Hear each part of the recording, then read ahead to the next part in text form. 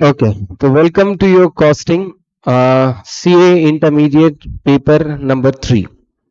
तो अभी ये कॉस्टिंग एग्जैक्टली क्या है, कॉस्टिंग का सबसे पहले पैटर्न क्या रहेगा, क्या सब्जेक्ट है, एक जनरल पहले ब्रीफिंग ले लेंगे। ठीक है,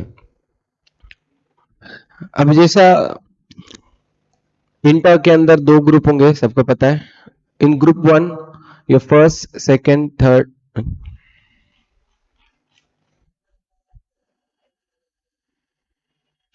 तो first is your accounts, second is your law, third is your costing and fourth is your tax plus GST. तो ये तुम्हारे चार सब्जेक्ट है, इसके अंदर का थर्ड सब्जेक्ट जो कॉस्टिंग है वो अपन अभी शुरू करने जा रहे हैं। It's totally a practical subject, total practical subject है, पूरे क्वेश्चंस वगैरह इन्वॉल्व रहेंगे। तो इंटर के अंदर न्यू अमेंडमेंट के हिसाब से तुमको दो पेपर में एमसीक्यू रहेंगे, वो है law and tax and GST. तो कॉस्टिंग में एमसीक्यूज नहीं है, लॉ एंड टैक्स में ही है, वो भी 30 मार्क के हैं विदाउट नेगेटिव मार्किंग। तो कॉस्टिंग में तुमको प्रैक्टिकल अप्रोच करना है। अभी सबसे पहले कॉस्टिंग का अपन शुरू कर रहे, तो इसका पेपर पैटर्न क्या रहता है वो ढंग से ध्यान देना। तो कॉस्टिंग का पेपर पैटर्न इज, सबसे पहले क्वेश्चन नंबर 1 आएगा, जिसके अंदर तुमको 5 मार्क के 4 क्वेश्चंस पूछे जाएंगे। 5 मार्क के 4 क्वेश्चंस, टोटल 20 मार्क, और ये कंपल्सरी टू सॉल्व है। ये क्वेश्चन कंपल्सरी सॉल्व करना पड़ेगा एंड पूरे प्रैक्टिकल क्वेश्चंस रहेंगे। Question number 2, question number 3, question number 4, question number 5, A B, A B.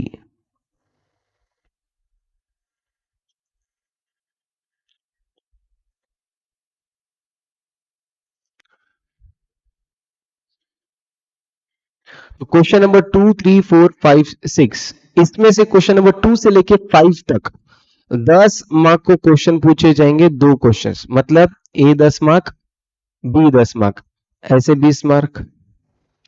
10 mark into 2 questions, 10 marks into 2 questions. इस तरीके से यहां पे तुमको 20 मार्क के क्वेश्चंस पूछे जाएंगे। क्वेश्चन नंबर 6, ये टोटली, ये पूरे के पूरे प्रैक्टिकल रहेंगे। क्वेश्चन नंबर जो 6 है ये कंपल्सरीली थियरी रहेगा। थ्योरी में तुमको 5 क्वेश्चन है, A B C D E 5 question है, उसमें से तुमको एनी 4 सॉल्व करने हैं। ये तुमको रहेगा 20 मार्क को, 4 क्वेश्चन इंटू 5 मार्क।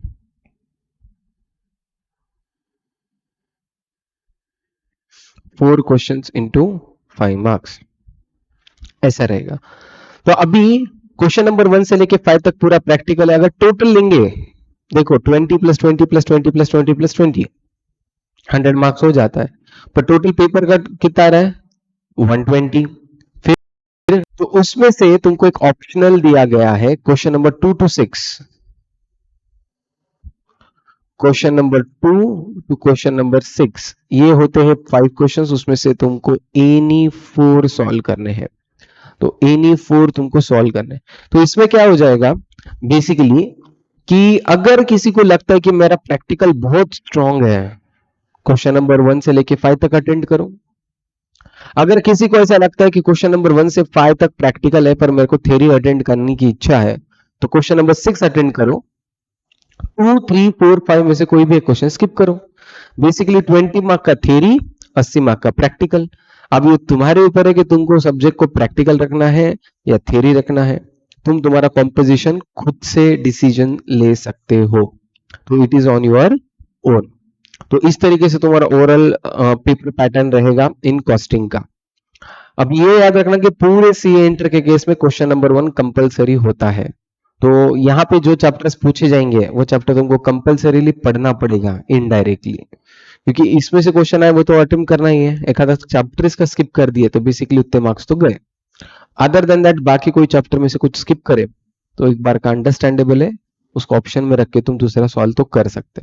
अभी नंबर ऑफ क्वेश्चंस काउंट करो, कितने क्वेश्चंस हो रहे हैं इसमें। 4, 4 प्लस इधर के 8, कितने हो गए, 12, 12 प्लस इधर के 5, 17 क्वेश्चंस पूरे तुम्हारे इंटर का कॉस्टिंग का नॉलेज, ये 17 क्वेश्चन तुम्हारा लेने वाले हैं।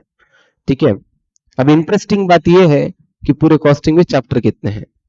पूरे कॉस्टिंग के चैप्टर है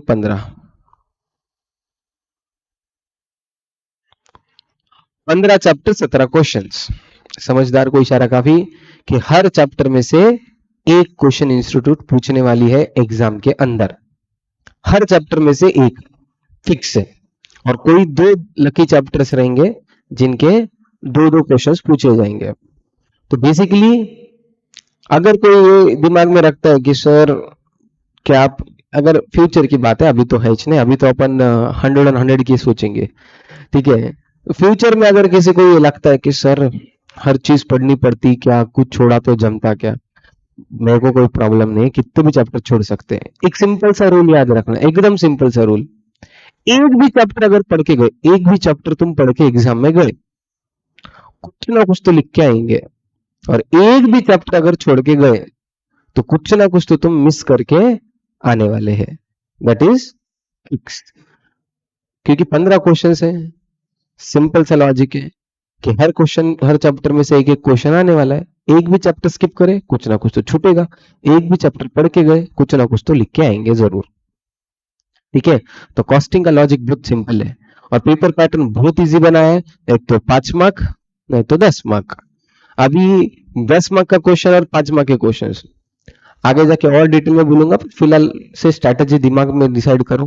पेपर होता है 100 मार्क का, ऑप्शन तो छुड़ाने का है नहीं क्योंकि we are in CA exams, इसमें तो ऑप्शन का तो सवाल ही पैदा नहीं होता है। फिर तो जो है वो अटेम्प्ट करने हैं। कितने घंटे का पेपर होता है? 3 घंटे मतलब कितने मिनट? 180 मिनट, और 180 मिनट में कितने मार्क का अटेम्प्ट करना है? 100 मार्क का 180 मिनट में मतलब एक मार्क को कितने मिनट? 1.8 मिनट्स। बस लेबर चैप्टर में भी यूज करना है तुमको। हाँ, तो एक मार्क को 1.8 मिनट्स तुमको टाइम मिलने वाला है। अगर क्वेश्चन 10 मार्क का है 18 मिनट में सॉल्व करना है, 5 मार्क का क्वेश्चन है 9 मिनट में सॉल्व करना है। ये दिमाग में फिट कर लो कि अपना कोई भी क्वेश्चन, कोई भी चैप्टर 18 मिनट के अंदर या 9 मिनट के अंदर क्वेश्चन सॉल्व होना। बड़ा क्वेश्चन है 18 मिनट, छोटा क्वेश्चन है 9 मिनट। एकदम सिंपल प्लेन स्ट्रेटेजी, इससे अलग कुछ भी नहीं। ठीक है, इधर तक क्लियर? पेपर पैटर्न लिख लिए नाउ। अगर मैं फर्स्ट ग्रुप को देखता हूं तो अकाउंट्स प्रैक्टिकल है, कॉस्टिंग प्रैक्टिकल है, लॉ टेक्निकल थियरी है, ये भी टेक्निकल थियरी प्लस प्रैक्टिकल है। इनकम टैक्स में कुछ कुछ क्वेश्चंस भी पूछे जाएंगे एग्जाम में तुमको सॉल्व करने के लिए, और थियरी भी रहेगी। तो कंपेरेटिवली ग्रुप वन थोड़ा सा ग्रुप टू से बढ़ा भी है, एंड इंटरेस्टिंग भी है, और इजी टू स्कोर भी है। तो ये तुम्हारे तरफ का एकदम पासिंग का सिंपल स्ट्रेटेजी, एंड स्कोरिंग का भी सिंपल स्ट्रेटेजी बता दूंगा। कोई भी दो सब्जेक्ट तुमको एग्जाम्शन आने चाहिए, कोई भी दो सब्जेक्ट तुम्हारे पासिंग होने चाहिए, 60-60, 40-40, 200 का काम। तो अपने को दो सब्जेक्ट एग्जाम्शन में मिनिमम, दो सब्जेक्ट मिनिमम पासिंग, इतने प्रयास अगर रखे तो अपना पासिंग श्योर शॉट होता है। बीइंग दिस सब्जेक्ट हाईएस्ट कितने आ सकते हैं सर? हाईएस्ट कितने आ सकते हैं? एक स्टूडेंट का स्कोर है, दिनेश सर तुमको बता देंगे। अकाउंट्स में, कॉस्टिंग में एंड टैक्स में ज्यादा नहीं, उस बच्चों को 100 में से 100 है, और लॉ में उसको है 85 या 90, तो उसको 400 में से 390 स्कोर आने वाला है। तो मतलब तुमको क्लियर है कि भाई एक भी ग्रुप है अगर जिसको तोड़फोड़ करनी है तो तोड़फोड़ कर सकता है। और सीए में जितने भी डाउट्स रहते आउट ऑफ आते क्या, तो जवाब है हाँ, 101% आउट ऑफ मार्क आ सकते। एक बच्चे ने एक ग्रुप में 380 या 390 तक का स्कोर करके बताया। मेरे को तो दया आती, बेचारे ने दूसरा ग्रुप दिया, एक ही ग्रुप दिया वो गधा। अगर दो ग्रुप देता 10 मार्क लाता तो दोनों ग्रुप पास। तो बेसिकली एक ग्रुप के अंदर भी तुम अच्छा खासा तहलका मचा सकते हो और आउट ऑफ ला सकते हो, और कॉस्टिंग है वैसा सब्जेक्ट। ठीक है, तो ये बेसिकली अपना स्कोरिंग है कि नहीं, इस क्वेश्चन का जवाब कि स्कोरिंग है क्या, 101% है। ना कुछ कुछ क्लास के डिसिप्लिन जो मैं फर्स्ट डे को ही बोल देता हूँ, मेरे को संडे बहुत प्यारा है, तो मैं संडे को मैं क्लास नहीं लेता, बाकी दिन क्लासेस रहेंगे। एक आध दिन एक्सेप्शन, आतंकवादी हमला हुआ या कोरोना हमला हुआ और मुझे लगा कि भाई अभी संडे को लेना पड़ता, तो फिर अनाउंस करके लूंगा। बाय डिफॉल्ट सैटरडे को मैसेज करके, संडे को सवेरे सवेरे मेरे को मैसेज करके, सर आज क्लास है क्या, तो नहीं है, ये पहले जवाब दे दिया, चुप टाइम बस नक्कू। ठीक है, एवरी संडे मेरी तरफ से, बाकी फैकल्टी को पूछ लो उनका उनका क्या संडे का प्लान है। अब उनके बीवी झगड़ करेंगे तो मैं क्या करूं। तो अभी बेसिकली मेरा संडे को छुट्टी रहेगा, ये fix. Now her each and every, अभी तुम कहां से जुगाड़ लगाते और कहां से मैनेज करते, ये तुम्हारा है। मॉड्यूल मैनेज करके लाओ। देखो तुम्हारा रिजल्ट आने के बाद तुम रजिस्ट्रेशन करेंगे, थोड़े दिनों के बाद तुम्हारा मॉड्यूल आएगा। जब तक अपन कॉस्टिंग में जिप पार पड़ जाएंगे आगे, ठीक है, तो जब तक तो तुम्हारे पास पढ़ने के लिए कुछ नहीं है। तो अपने दोस्त कॉन्टैक्ट्स, जितने गांव भर को मम्मी पापा को गर्व बताते मेरे दोस्ता इतने हैं, तो पूरे दोस्ता को फोना लगाओ, कहाँ से मैनेज करते करो, पर मॉड्यूल ला लो basic. It's a primary thing now. ठीक है, जैसे ही अपना क्लास में एक आधा चैप्टर खत्म, तुम्हारा मॉड्यूल खत्म होना चाहिए। हाँ, और वो तो अपनी कथा है ही है। अभी ये भी बोलने की जरूरत नहीं मेरे को, अभी से ही प्लान अपना फिक्स है। जिस वीक में अपना चैप्टर खत्म, उसके आने वाले संडे को उस चैप्टर पे टेस्ट है, ये फिक्स पैटर्न है। ठीक है, तो 15 चैप्टर 15 टेस्ट होने वाली है। अब वो तुम्हारा ऊपर है, अब पूछने का भी नहीं कि सर कब टेस्ट है, लिखने वाला संडे मतलब टेस्ट है। अभी ये सिर्फ स्टार्टिंग में एक हफ्ता तुम बच जाएंगे, शायद तक चैप्टर नहीं खत्म हुआ तो, नहीं तो एक बार सिलसिला शुरू हुआ तो कॉस्टिंग खत्म होने तक तुमको एवरी संडे कॉस्टिंग का पेपर देना है। ठीक है, तो every Sunday there will be test, मैं सोऊंगा तुम पढ़ेंगे, तो एवरी संडे तुमको टेस्ट देने का है कॉस्टिंग का, वो फिक्स है। क्या पढ़ने का है, और ये भी बता देता हूँ कि कहाँ से पेपर आने वाला है। पेपर में पहले बता देता पेपर कुटला, तो पेपर पहले से बोल रहा हूँ कि मॉड्यूल एंड क्लास नोट में से ही आएगा। एक भी क्वेश्चन का एक नंबर भी चेंज नहीं करूंगा मैं, नंबर भी नहीं चेंज करूंगा। क्लास नोट्स तो मैं तो पढ़ाया है, तुमको तो आना चाहिए। मॉड्यूल उसमें सोल्यूशन है, वो भी आना चाहिए। अगर नहीं आया मैं डाउट के लिए तो मैं हूँ ही, तो सिंपल इक्वेशन। तो एवरी संडे टेस्ट कहाँ से आने वाला है वो फिक्स है, पैटर्न फिक्स है। अभी कुछ कुछ क्वेश्चंस का मैं होमवर्क देते रहूंगा। ठीक है, सर लोग को क्या है, होमवर्क दे देते हैं, भूल जाते बोले। भूलने का अपने पास सिस्टम नहीं है, अपना सिस्टम बहुत फिक्स है। एवरी सैटरडे तुम्हारे एक फेस्टिवल रहेगा, होमवर्क चेकिंग फेस्टिवल, तो वहां पे तुम्हारी बुक चेक की जाएगी और होमवर्क कंपलसरी कंप्लीट चाहिए इस बैच का, इस बैच में। ठीक है, तो होमवर्क कंपलसरी चाहिए, और वो नहीं रहा तो देख ही चलेंगे अपन क्या कार्यक्रम होगा तुम्हारे साथ। तो basically homework is compulsory to do, ये चीज तुमको करना है कंप्लीट। नाउ कुछ कुछ चीजें स्टार्टिंग से, नोटबुक बनाओ, अभी इतना तो भूल ही सकता मैं। तो हर सब्जेक्ट की अपनी अपनी एक नोटबुक बनाओ। जैसे ही चैप्टर का नाम दे देंगे, ठीक है, क्वेश्चन एक आधा शुरू हुआ, लगे शुरू करना नहीं, स्टार्टिंग के 2-3 पेजेस ब्लैंक छोड़ो, उसके बाद फिर तुम तुम्हारे क्वेश्चंस लिखना शुरू करो। उस स्टार्टिंग के पेजेस में जो भी इंपॉर्टेंट पॉइंट्स मुझे लगते हैं इस चैप्टर के, वो अपन लिखेंगे। या तुमको कुछ फीलिंग आया कि ये सर को इंपॉर्टेंट नहीं लग रहा, मेरे को लग रहा, तो लिखो वहां पे बिंदास, तुम्हारा पेज है, तुम्हारी पेन है, तो तुम लिख सकते। जो भी इंपॉर्टेंट चीज है उस पर लिखना। 1 डे बिफोर एग्जाम वो ही पेजेस काम आने वाले हैं, जो पेजेस में पूरे आईएम पॉइंट्स लिखे वाले हैं, वो चैप्टर पूरा रिवाइज हो जाएगा। ठीक से जेपा पक्का। ओके, तो इसी के साथ अपन आज शुरू करेंगे your costing basic concept. Module के हिसाब से ये चैप्टर नंबर 1 है, और अपन 2 चैप्टर मिक्स करके पढ़ते हैं, chapter number 1 and chapter number 6। ये चैप्टर कॉस्ट शीट बोल के है, तो वो 2 चैप्टर मिला के अपन पढ़ेंगे एक साथ। अभी बेसिक कॉस्ट कंसेप्ट शुरू करने के पहले, कॉस्टिंग तो ये तुम्हारे पहले था नहीं, तुमको कॉस्टिंग तो फर्स्ट टाइम तुमने जिंदगी में सुना है, या तुमको ये फर्स्ट टाइम सब्जेक्ट इंट्रोड्यूस हुआ है। तो what is exactly a costing? Costing एक आधी कोई भी चीज तुम्हारे आमने सामने पकड़ लो या रिमोट पकड़ लो, इसको बनाने को क्या कीमत लगती है, दैट इज कॉस्ट। बस, इससे ज्यादा क्या निकालना है। कि एक आधी चीज को बनाने को क्या खर्चा लगता है, वो होगी कॉस्टिंग। जो तुम आज के तारीख में कौन से भी होटल में जाके किधर भी बैठ के 2 मिनट में कैलकुलेट करते हैं, हाँ इडली इतने रुपए की, चटनी इतने का, सांबार इतने का, दूसरा कितने में, ये तुम पहले से करते आए हैं। ठीक है, तो ये जो तुम पहले से करते हैं उसको सिर्फ अच्छे तरीके से अपन यहाँ पे करेंगे, तो अपन इसको बेसिकली कॉस्टिंग ऐसा बोलेंगे। नाउ अब कॉस्टिंग के अंदर क्या क्या बोल सकते हैं कि पेक्युलरिटीज एंड बेस्ट पार्ट है। अकाउंट्स एंड कॉस्टिंग बहुत सिमिलर है, बहुत मतलब बहुत, ये बचपन में एक साथ पैदा हुए थे, पर एक आधे मेले में घूम गए थे, और ये दोनों भाई बहुत सालों के बाद एक साथ मिलने वाले हैं। अभी कॉस्टिंग और अकाउंट्स में सेम क्या है, अकाउंट्स में सबसे पहले क्या सीखे 11वीं में जब तुम पैदा हुए कॉमर्स में, तो सबसे पहली चीज क्या सीखे अकाउंट्स में, जर्नल एंट्रीज। जर्नल एंट्रीज के भी पहले कुछ तो सीखे रहेंगे ना, गोल्डन रूल्स, कितने 4 गोल्डन रूल है, हाँ ठीक है, फाउंडेशन पास हो जाते। हाँ, तो basically there are 3 golden rules. कौन से, रियल, पर्सनल, नॉमिनल, ये तीनों अकाउंट के तीनों तीनों पर्सनल रूल। फिर उसका जर्नल सीखे, जर्नल के बाद लेजर, लेजर के बाद सब्सिडियरी बुक, फिर कैश बुक। सब्सिडियरी बुक में चाहता ना हाउ, ये चैप्टर अलग था, हाँ।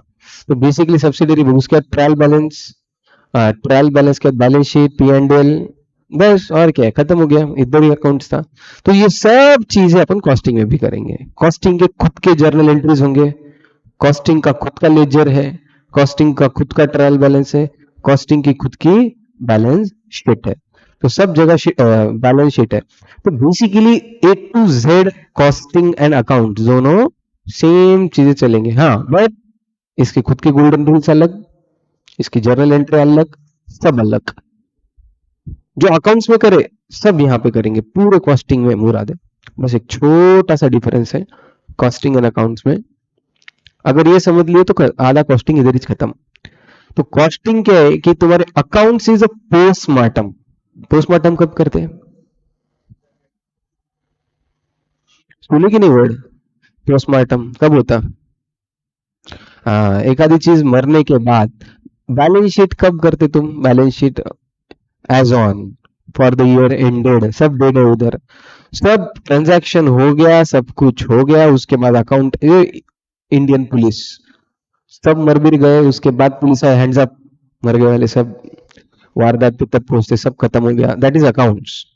होने के बाद जो होता है वो है अकाउंट्स। तो हम अकाउंट्स में बैलेंस शीट कब करते, साल खत्म होने के बाद बनाते, साल खत्म होने के बाद ओनर बोल रहे हैं चलो देखते कितना प्रॉफिट, अबे हो गया ना साल, अकाउंट्स होने के बाद बता रहे हैं तेरा प्रॉफिट कितना है, तेरी बैलेंस शीट क्या है, कब बता रहे हैं, होने के बाद। It's like a postmortem, and costing exact उल्टा है, होने के पहले करेंगे अपन कॉस्टिंग, कि अगर मैं ये करूंगा तो क्या होगा, अगर ऐसा होगा तो क्या होगा, अगर मुझे ऐसा करना है तो कैसा करना है। That is a basic difference between accounts and costing. तो अकाउंट्स तुमको प्रॉफिट बताएगा बट होने के बाद, कॉस्टिंग भी प्रॉफिट बताएगा बट होने के पहले। और एक चीज है अकाउंट्स एंड कॉस्टिंग में, अकाउंट्स के बेसिस पे डिसीजन नहीं ले सकते, costing is mainly for decision making. तुमको डिसीजन ले सकते हो तुम, अगर तुम्हारे पास कॉस्टिंग का नॉलेज है तो। ओके, तो अभी से फॉर एग्जांपल इतने बैलेंस शीट पेंडल बनाए रहेंगे, बनाए कि नहीं, 11वीं 12वीं फाउंडेशन में बहुत सारे अकाउंट बैलेंस शीट पेंडल बनाए। ओके, अभी सपोज एक आधा बिजनेस है, कौन सा बिजनेस, चलो सवेरे सवेरे नाश्ता करने को किधर गए, एक आधा नाश्ते का प्लेस बोलो ढंग का, हाँ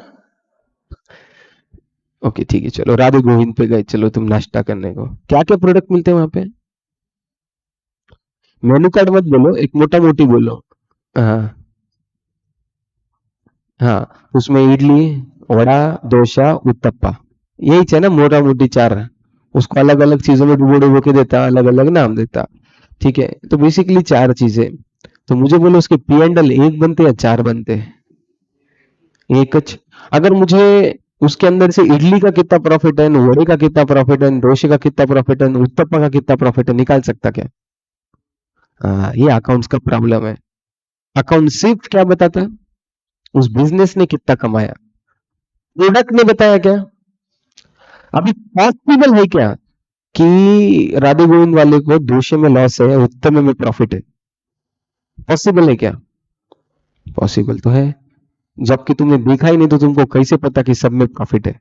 एक आधा प्रोडक्ट लॉस में हो सकता क्या? यश 101% हो सकता है। अभी इडले, अरे यार,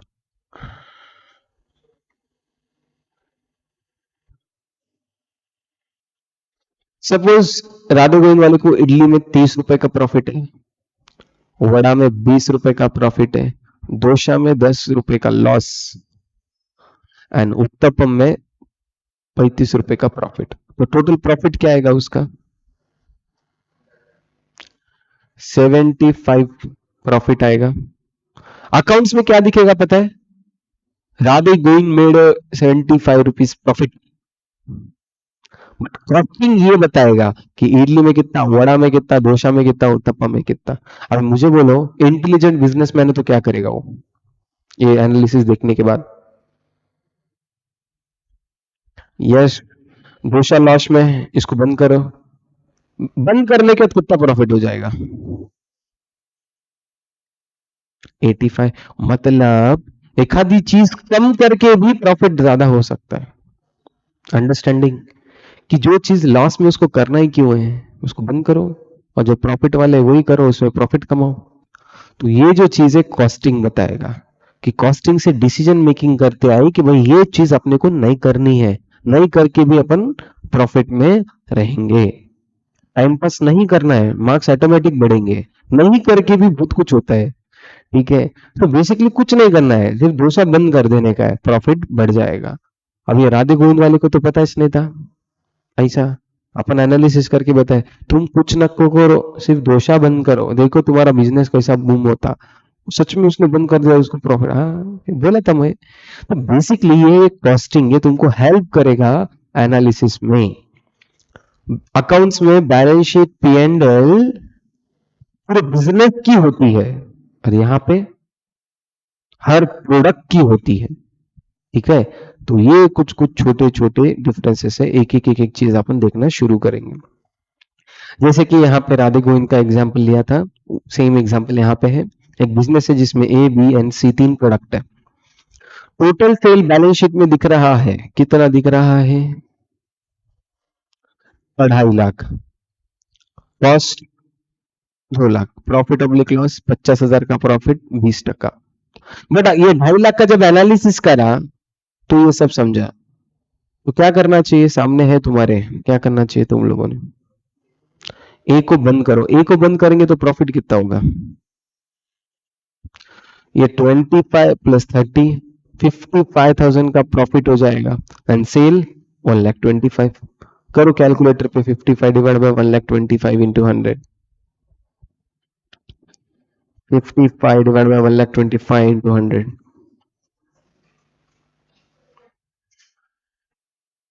44।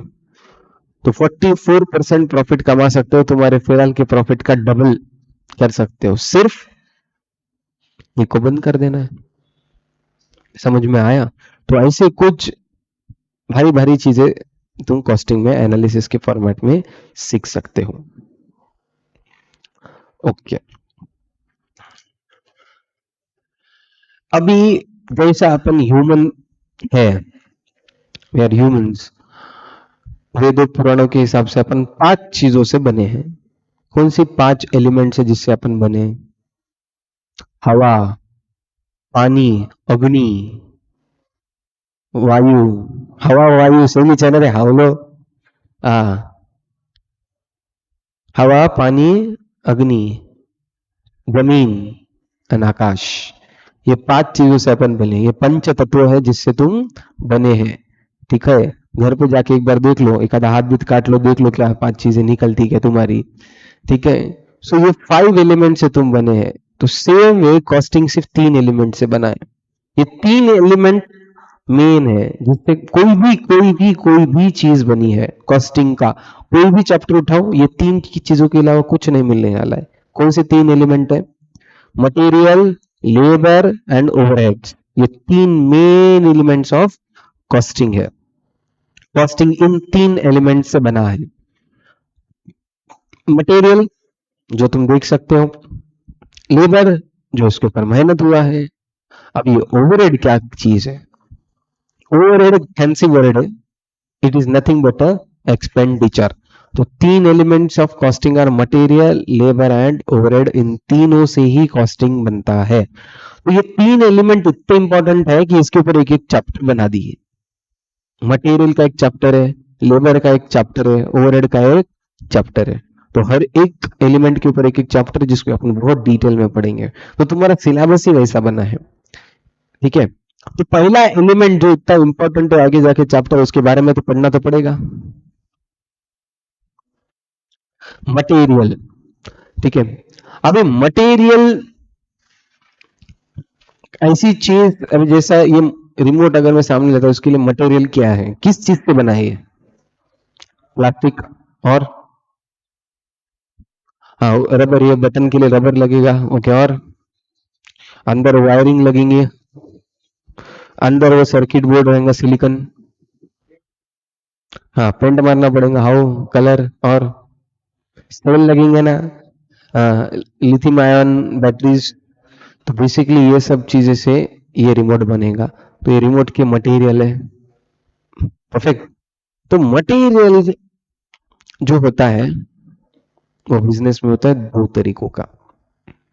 कौन से दो तरीके के मटेरियल होते हैं? कोई भी चीज बनाने को दो लगेंगे मटेरियल, एक तो डायरेक्ट, एक तो इनडायरेक्ट। अभी डायरेक्ट इनडायरेक्ट वर्ड मेरे को लग रहा है कि तुमने सुना वाला किधर तो है। अकाउंट्स में डायरेक्ट एक्सपेंडिचर, इनडायरेक्ट एक्सपेंडिचर नाम सुने। तो बताओ अकाउंट्स के हिसाब से कौन सा एक्सपेंडिचर डायरेक्ट होता है, कौन सा एक्सपेंडिचर इनडायरेक्ट होता है? Related to production direct. अगर मेरा बिजनेस प्रोडक्शन का है ही नहीं,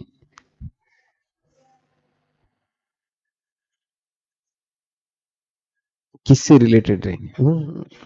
परचेसेस से रिलेटेड। वेजेस परचेसेस से रिलेटेड है। तो फिर कौन सी चीज है डायरेक्ट?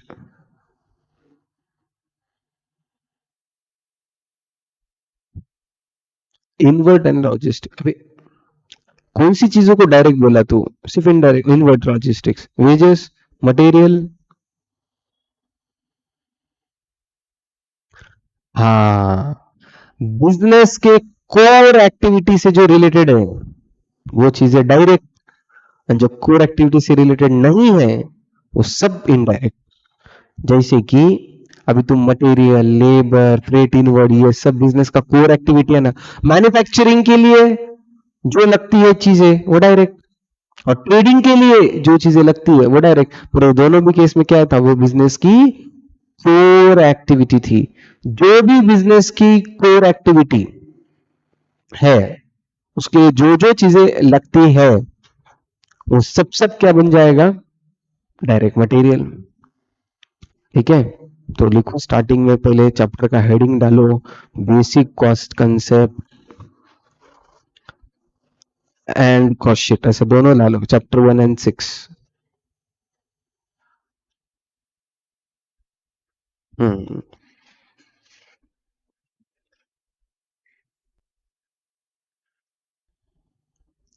हाँ, तो हेडिंग डाले basic cost concept.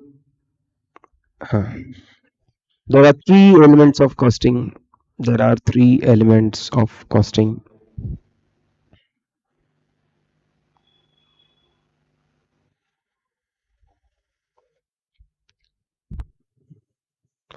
Material, labor, overheads.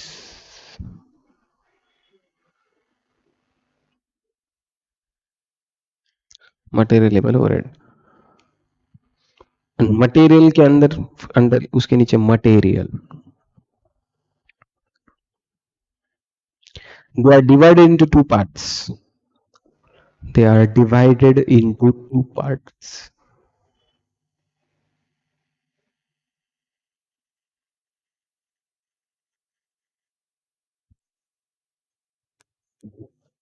First, direct material. Second, indirect material. Direct material, indirect material.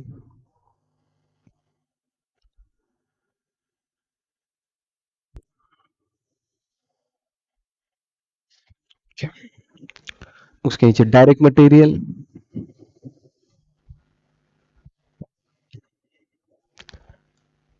अभी 2 मिनट ध्यान दो. अभी डायरेक्ट मटेरियल जैसे अकाउंट्स में डायरेक्ट कोर एक्टिविटी के रिलेटेड था. एक सिंपल सा लॉजिक बताना, ये डेफिनेशन नहीं है. तुमको जो भी डेफिनेशन नॉलेज बेल चाहिए उसके लिए मॉड्यूल पढ़ो. क्लास में जो भी लिख रहे वो अपने दोनों के बीच में की बात है, वो तुमको समझने के हिसाब से लिखा वाला है. अभी डायरेक्ट मटेरियल मतलब कौन सा मटेरियल. ये टेस्ट बता रहे हो, एक दो चीजें उसे तुमको समझ में आ जाएगा कि डायरेक्ट है. कोई भी चीज कस्टमर तक पहुंच जाती है तो वो है डायरेक्ट. क्या बोल रहा हूँ. कस्टमर तक एक आधी चीज पहुंचा दी है तुमने. बीइंग अ ओनर, बिजनेसमैन तुम है और तुम्हारे पास से जो भी चीज कस्टमर तक जा रही है वो बन जाती है डायरेक्ट. बट वो चीज बनाने के लिए और कोई चीज लाते हो, वो चीज बनाने के लिए जो चीज तुमको बेचनी है उस चीज के लिए और कुछ चीज लाते हो तो वो बिकम्स इनडायरेक्ट. एंड एक चीज डायरेक्ट होते हुए भी इनडायरेक्ट है. क्यों? क्योंकि वो सच छोटा अमाउंट होता है, इमटेरियल अमाउंट हो जाता है कि अपन वो डायरेक्ट होते हुए भी उसको इनडायरेक्ट बोल देते हैं. जैसे कि वो सेलोग्राफर पेन देखे, जब नई नई पेन लेते हो डायरेक्ट लिखना शुरू कर सकते क्या? नहीं. क्या होता है, उसके निप के ऊपर एक छोटू सा प्लास्टिक का डॉट होता है. कभी देखे क्या? नई नई पेन जब लेते हो, ठीक है, अभी वो चीज बोलो वो किसने लगाई? जिसने पेन बनाया उसने लगाया ना. कस्टमर तक पहुंचा क्या वो चीज? यस. अब वो जो चीज है उसको कॉस्ट लगा रहेगा कि नहीं? कितना? क्या ऐसे चिल्लर अमाउंट है वो, उसको क्या तो गिनेंगे अपन. ठीक है, इतना चिल्लर अमाउंट है अपन, इसको अपन क्या पढ़ेंगे. भले ही वो कस्टमर तक पहुंचा, डायरेक्ट है, फिर भी वैल्यू इतनी तुच्छ है कि अपन उसको इनडायरेक्ट बोल दिए. तो डायरेक्ट मटेरियल मतलब जो ओनर से या बिजनेसमैन से कस्टमर तक पहुंचता है वो है डायरेक्ट. और एक आधी चीज भलती पहुंचती है बट उसकी वैल्यू बहुत कम है तो वो हो जाती है इनडायरेक्ट. तो direct material related to business core activity, related to business core activity,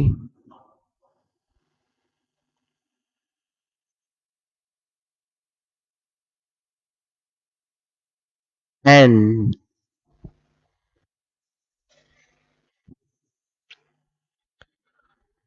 reached to customer, and customer reached to customer. तो वो क्या बन जाती है? डायरेक्ट. और indirect,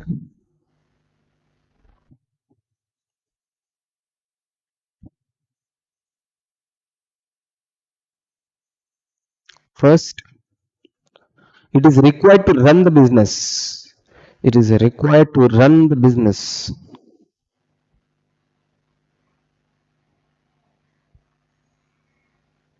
But it is not delivered.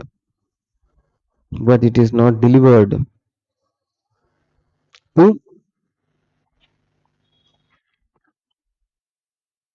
customer.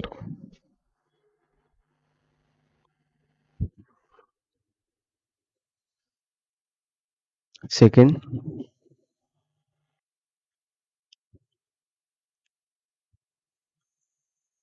direct material. Direct material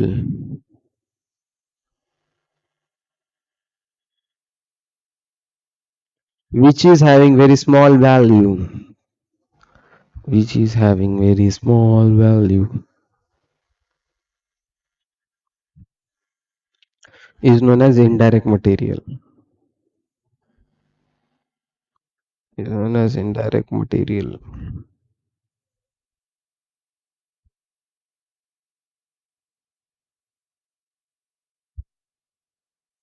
Okay. Okay.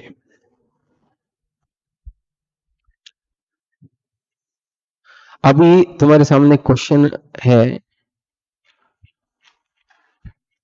वो question तुम देखो और तुम डिसाइड करो कि इसमें से डायरेक्ट कौन सा है, इनडायरेक्ट कौन सा।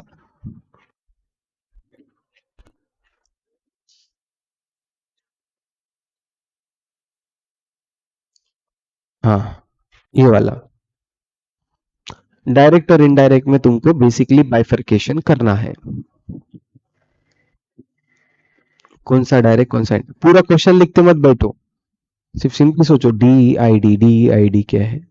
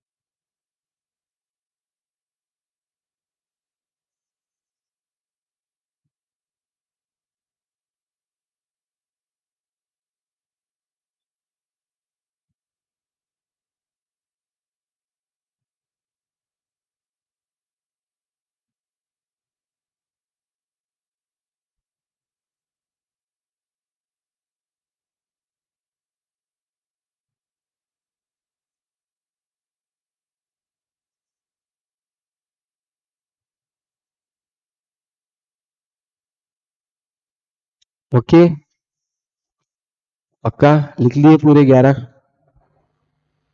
हो गए सबके।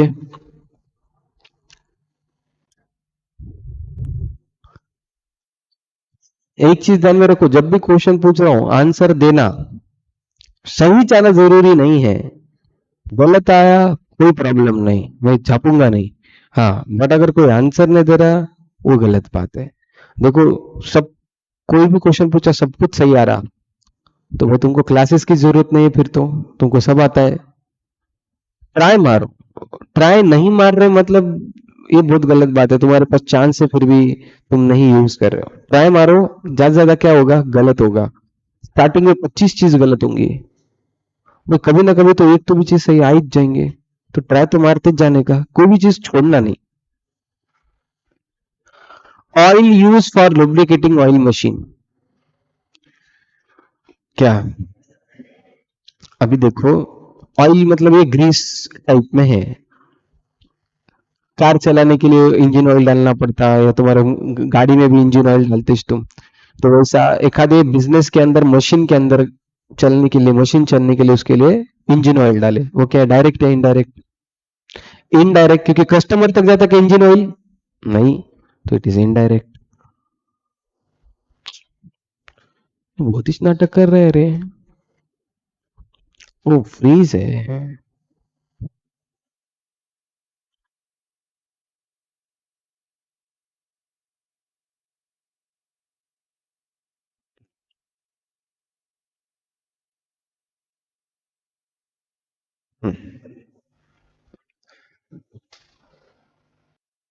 Indirect. Wire for making electric motor, direct, क्योंकि मोटर बनाने के लिए वायरिंग लगती है। कभी मोटर खोल के देखे क्या? उसके अंदर कॉपर के वायर ऐसे गोल गोल गोल गोल घुमाए वाले रहते हैं, तो वो बन जाएंगे डायरेक्ट, क्योंकि उसके सिवा मोटर बनती नहीं और वो कस्टमर तक पहुंच जाते हैं। Bottles use for filling a soft drink, customer तक जाती है क्या बॉटल? यस सर, बाटली के सिवा मजा नहीं। हाँ, तो बेसिकली बॉटल कस्टमर तक पहुंचती है वो कि direct. Gunny bags used in filling a sugar, direct. तो गनी बैग ये सब, तो अगर बाद में कंफ्यूजन हुआ तो ये बोल दूं, पैकिंग जो होती है, पैकिंग ये होती है 3 टाइप की, primary, secondary, tertiary. Primary packing मतलब ऐसी पैकिंग जो करना बहुत जरूरी है, जिसके सिवा कस्टमर तक तुम वो चीज दे ही नहीं सकते, उसको क्या बोलते हैं? Primary packing. सेकेंडरी, उसको और एक पैकिंग। टर्शरी, पैकिंग के पैकिंग को पैकिंग। इसका बेस्ट एग्जांपल चाहिए, टूथपेस्ट। ठीक है, अभी टूथपेस्ट किस में पैक होके आता है? ट्यूब में। तो ट्यूब जो है दैट इज प्राइमरी। बिना ट्यूब के पेस्ट दे सकते क्या? उधर जा रहे डीमार्ट में जाके 2 रुपए का पेस्ट दो, ब्रश लेके जा रहे अरे उधर नहीं, तो बिना ट्यूब के वो पेस्ट बेच ही नहीं सकते। 10 रुपए दे रहे, 50 ग्राम हाथ में लेके जा रहे, नहीं, इट इज नॉट अलाउड। तो तुमको बेसिकली वो ट्यूब में देना ही पड़ेगा। वो ट्यूब किस में आती है? बॉक्स में आती है, मतलब पैकिंग को पैकिंग। पैकिंग को पैकिंग इज सेकेंडरी पैकिंग। दुकानदार को कैसे आती है वो चीज? मतलब पैकिंग को पैकिंग। वो बॉक्स कार्टन बोलते हैं उसको, कार्टून या कार्टन, कुत्ते का बॉक्स। तो बॉक्स क्या हो गया? टर्शरी। तो अब वो तीन चीजों में से कौन सा डायरेक्ट, कौन सा इनडायरेक्ट? अगर पैकिंग मटेरियल है और वो प्राइमरी है तो डायरेक्ट फिक्स। पैकिंग मटेरियल है, थर्ड हो टर्शरी है, इनडायरेक्ट फिक्स। अभी वो लोग दुकानदार को जो कार्टून बॉक्स में आता, कार्टून बॉक्स तुमको देते क्या दुकानदार? नहीं देता है दुकानदार, तो वो हो गया इनडायरेक्ट, क्योंकि कस्टमर तक तो ना पहुंचा। अभी जो बॉक्स है, ट्यूब जिसमें आई वो बॉक्स तुमको दुकानदार देता क्या? कि बॉक्स तुम उधर छोड़ के ट्यूब लेके आते हैं। तो जो सेकेंडरी पैकिंग है, डायरेक्ट या इनडायरेक्ट? हाँ, तो सेकेंडरी जो देखो जानती से, primary direct, tertiary always indirect, and जो सेकेंडरी पैकिंग होता है कभी कभी डायरेक्ट, कभी कभी इनडायरेक्ट। कैसे? जैसे पेस्ट का एग्जांपल लिया तो उसका सेकेंडरी पैकिंग मिला तुमको। कभी कभी सेकेंडरी पैकिंग तुमको नहीं मिलती है, वो तुमको सिर्फ सेलेक्ट करना है, वो तुमको निकाल के देगा प्राइमरी, सेकेंडरी वो उसके पास ही रखेगा। ठीक है, भी एग्जाम्पल के तौर पे देना है, फनस नाम का फ्रूट सुने क्या? जैक फ्रूट बोलते शायद उसको। हाँ, फनस कभी देखे? ओके, कैसा खाते? चबा चबा के सर, और कैसा खाते? हाँ, तो बेसिकली फनस जब भी ट्रांसपोर्ट करना है उसको बॉक्स ना तो कुछ भी पैक करके लाना पड़ेगा। अगर तुम बाजार में देखेंगे तो फनस को फोड़ेंगे, फोड़ने के बाद उसके अंदर एक येलो कलर का कुछ तो आता है, फिर उसके अंदर का तुमको खाना पड़ता है। ठीक है, बेसिकली भगवान ने उसको दो पैकिंग पहले से करके दी है, primary and secondary packing. Primary packing में येलो येलो कोटिंग, और उसके ऊपर वो ग्रीन कलर का coating, that is secondary packing. Tertiary upon humans करे। अभी तुम फनस खरीदने को जाते हैं तो वो अंदर का ऊपर का खोल के तुमको देंगे ना, सेकेंडरी उन्होंने रख लिया, सिर्फ प्राइमरी तुमको दिया। ठीक है, तो कभी कभी सेकेंडरी पैकिंग तुमको नहीं मिलती है, दुकानदार को बोलो ना दो अभी, नहीं हावले जैसा ना करो, कुछ कुछ कभी नहीं मिलता, कभी कभी मिलता। तो secondary packing can be primary, can be sorry, secondary packing can be direct और कैन बी इनडायरेक्ट, वो डिपेंड करेगा। तो वो लिख दो स्टार्टिंग में, पैकिंग तीन टाइप की, प्राइमरी, सेकेंडरी एंड थर्ड और tertiary.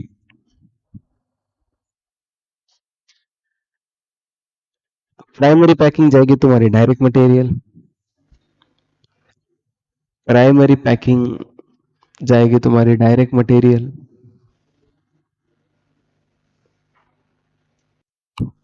Secondary packing, secondary packing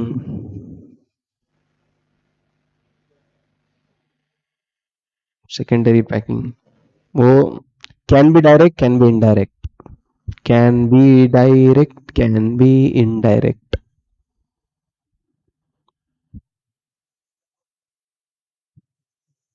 and जो थर्ड पैकिंग होती है, इट इज ऑलवेज इनडायरेक्ट।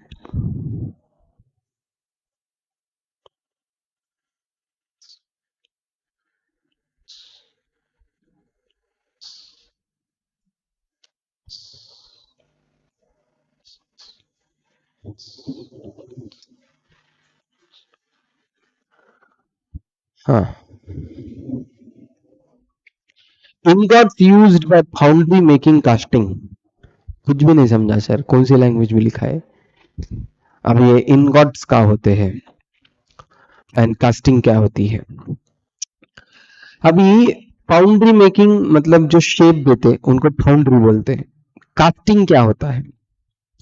घर में कभी मोदक बनाने के लिए वो शेप देखे, उसके अंदर मम्मी वो स्टफिंग करते फिर उसको प्रेस करते उसको शेप आ जाता, कभी देखे क्या? आइस क्यूब्स का ट्रे देखे रहेंगे, आइस क्यूब ट्रे। तो आइस क्यूब में से ट्रे, वो ट्रे के अंदर पानी भर देने का, फिर वो फ्रीज होने का तुम निकाल देते हो, उसके उसके साइज के बर्फ के बन जाते, तो उसको क्या बोलते हैं? कास्टिंग। कास्टिंग मतलब जिससे अपन कोई चीज को शेप देने के लिए यूज करेंगे।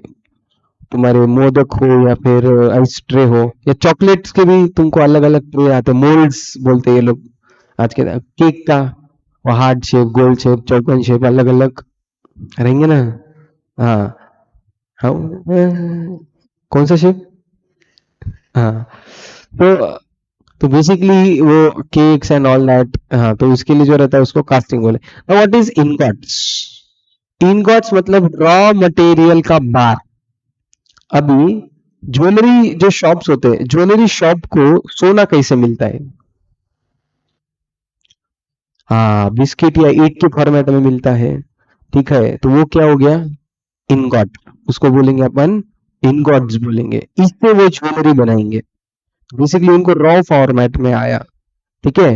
इवन एल्यूमिनियम या स्टील, स्टेनलेस स्टील के फैक्ट्रीज में जाएंगे तुम, आयरन फैक्ट्रीज में जाएंगे तो उनको बड़े बड़े बार्स आते हैं ऐसे, फिर उसको मेल्ट करेंगे, मेल्ट करके शेप करेंगे, शेप करके वो चीज उनको मिल जाएंगे। इसको क्या बोलेंगे अपन? इनगॉट।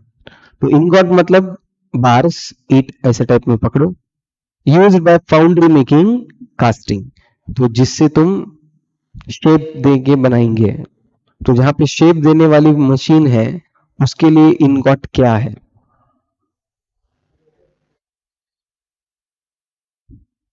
इनडायरेक्ट या डायरेक्ट? इनडायरेक्ट। अरे क्या मजाक कर रहे हैं, डायरेक्ट है ना बाबा, इनगॉट है ना वो, इसको तो अपन मेल्ट करके देंगे। वो सोना है ना, सोने का बिस्किट को क्या कर रहे हैं? सोने का बिस्किट क्या है? तो डायरेक्ट पिच हो गया ना, वो कस्टमर तक जाता ना सोना, direct. Cushion seats to be fixed in a passenger car. बिना सीट की कार दिए तो ये लो आपकी कार, अंदर कुछ भी नहीं है, नीचे चटाई डाल के बैठ के चलो, नहीं जलेगा, direct. Speakers in mobile handset, direct. Sugar cane use for sugar making, paper use for printing, direct. Nails used in a shoe, क्यों जाते नहीं क्या तुम्हें?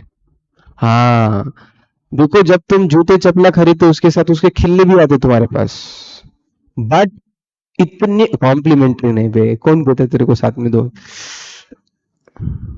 अब शर्ट के बटन नहीं बात कर रहे अपन, कौन से जूते चपले वाले तुमको खिल्ली भी देते साथ में? ओके, हाँ। तो बेसिकली वो जूते चप्पलों के साथ जो खिल्ले आते हैं वो लगा के आते हैं ना, तो वो तो डायरेक्ट हो गए, बट उसकी वैल्यू इतनी छोटी है कि अपन उसको इनडायरेक्ट बोल देंगे।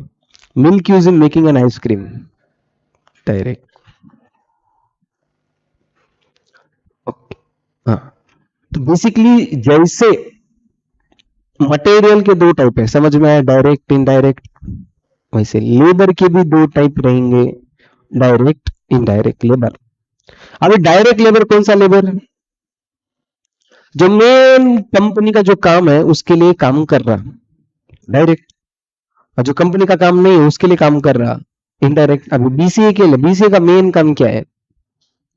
टीचिंग। तो हम क्या हो गए? डायरेक्ट लेबर, लेबर बना दिया हमको तुम, हाँ।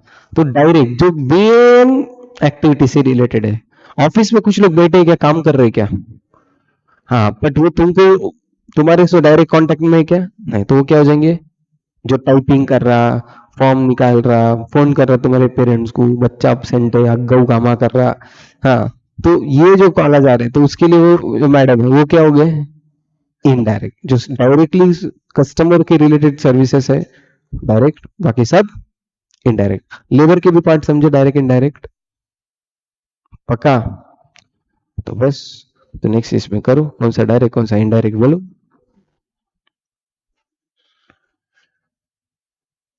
करे वाला चल रख।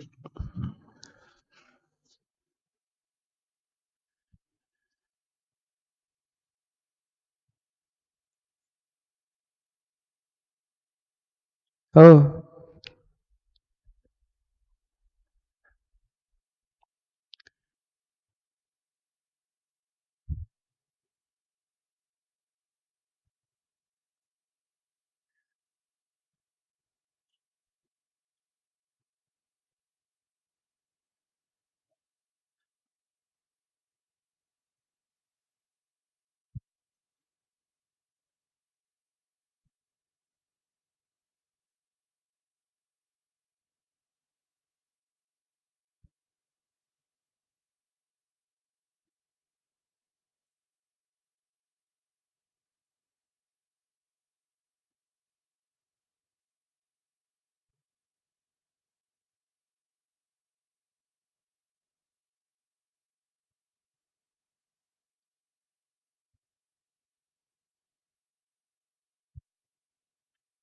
झालं?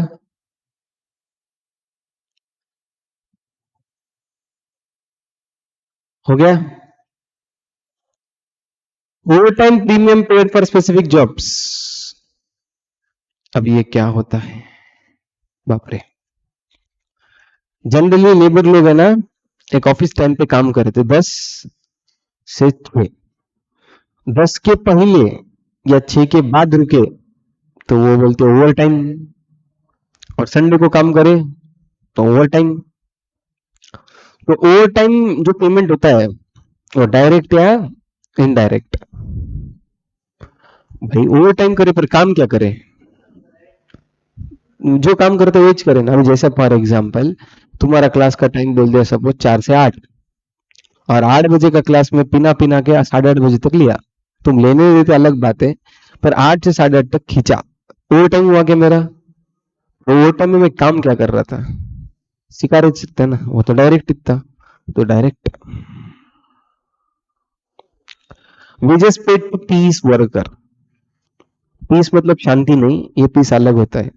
ठीक है? पीस वर्कर दो टाइप के वर्कर होते हैं, डायरेक्ट एंड पीस। ओसीएम था किसी का यहाँ पे? एक कभी नहीं ओसीएम। ठीक है। हाँ, पीस रेट वर्कर मतलब कोई कोई वर्कर है ना, दिन भर काम करते, महीने के आखिर में आके पैसे लेके चल जाते, ये होते टाइम वर्कर, जिनको टाइम के हिसाब से पेमेंट किया जाता है। कुछ कुछ वर्कर को टाइम के हिसाब से पेमेंट नहीं होता है, पेमेंट होगा कि तुमने कितना काम किया है। सपोज टाइपिस्ट, उस टाइपिस्ट को मैंने क्या बोला, हर पेज को 20 रुपए, तो दिन में अगर 10 पेपर मारा, 10 पेजेस, 10 पेजेस लिखा, टाइप किया तो 200 रुपए, अगर 5 लिखेगा तो 100 रुपए। बेसिकली वो जितना काम करेगा उतने पैसे दूंगा, उसको क्या बोलते हैं? Piece worker. ये जनरली तुमको एग्रीकल्चरल के वहां पे मिलेगा। कॉटन के जो भी वर्कर होते हैं उनको ना पेड़ के ऊपर कॉटन लगता है, वो कॉटन निकालना पड़ता है, तो जो जितना किलो का कॉटन निकालेगा उसको उतना वेजेस मिलेगा। ज्यादा निकालो ज्यादा पेमेंट, कम निकालो कम पेमेंट। तो पीस वर्कर, जो काम कर रहा है वर्कर, उसके वेजेस, इतना ज्ञान दिए डायरेक्ट। हाँ, बेसिकली काम कर रहा है ना, वो कुछ भी कर रहा हूँ, काम ही कर रहा है डायरेक्ट। वेजेस पे टू मेंटेनेंस वर्कर, इनडायरेक्ट, क्योंकि मेंटेनेंस का काम कर रहे हैं वो डायरेक्टली। अभी यहाँ पे प्रोजेक्टर बंद हो गया तो वो आदमी आके पिक करके गया, तो उसका काम क्या है? तुमको पढ़ाना है क्या? जो प्रोजेक्टर में ना ऐसा कुछ नहीं जाना भाई, हाँ, तो उसका काम तुमको बात करने का नहीं है। Indirect, director fees. इनडायरेक्ट, बहुत लोगों को डायरेक्टर डायरेक्ट लगेगा, नहीं, डायरेक्ट इनडायरेक्ट है। क्योंकि डायरेक्टर क्या करता है? एसी के हॉल में मस्त बैठ के काजू किशमिश खा के साला नेटफ्लिक्स देखता है, और क्या करता है? तो डायरेक्टर का काम कुछ भी नहीं होता है। मैं वर्कर फैक्ट्री में काम कर रहा है, इन फैक्ट्री में जाके कुछ कर रहा क्या? कुछ भी नहीं, indirect. Salesman commission, indirect. Salesman factory में काम कर रहा है क्या? नहीं। Salary paid to the sweeper, झाड़ू पोछा, इनडायरेक्ट। ठीक है, बेसिकली दिमाग में रखो, जो फैक्ट्री में मशीन के ऊपर ये चीज बना रहा है तो डायरेक्ट, बाकी सब इनडायरेक्ट। इधर तक क्लियर? जेपा चलेगा। आज के लिए इतना ही। We will stop here for the day.